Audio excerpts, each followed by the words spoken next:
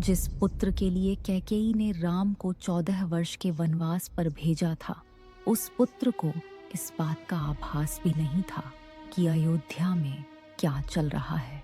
दशरथ की मृत्यु के बाद जब भरत और शत्रुघ्न को अयोध्या लौटने का संदेश मिला, तो दोनों तुरंत भरत के ननिहाल केकय राज्य से निकल पड़े।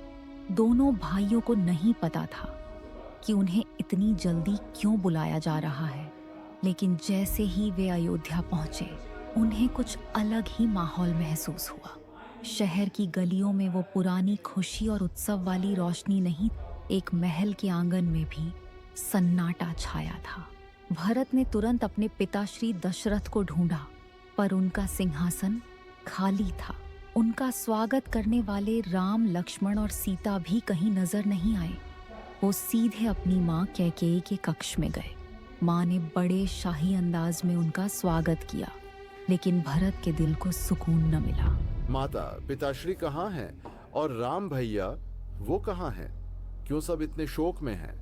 कैकेयी चुप रही और मंथरा ने घमंड भरे शब्दों में सब सच कह दिया कि दशरथ का देहांत हो चुका है, राम को वनवास भेज दिया गया है और अब अयोध्या के राजा भरत होंगे। यह सुनकर भरत को ऐसा लगा जैसे दुनिया ही उनसे छीन ली गई हो।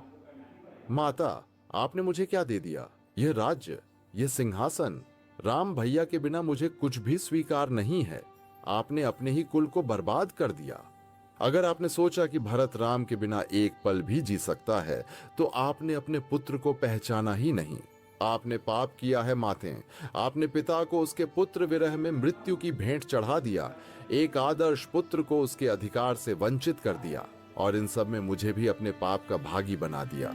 लेकिन मैं इस पाप को और आगे नहीं बढ़ने दूंगा। मैं राम भैया को वापस लाऊंगा। मुझे राज्य नहीं, मुझे बस अपने भाई के चरण चाहिए। और भरत ने ठान लिया है कि वह उन्हें अयोध्या वापस लेकर आएंगे। लेकिन क्या भरत उन तीनों से मिल पाएंगे?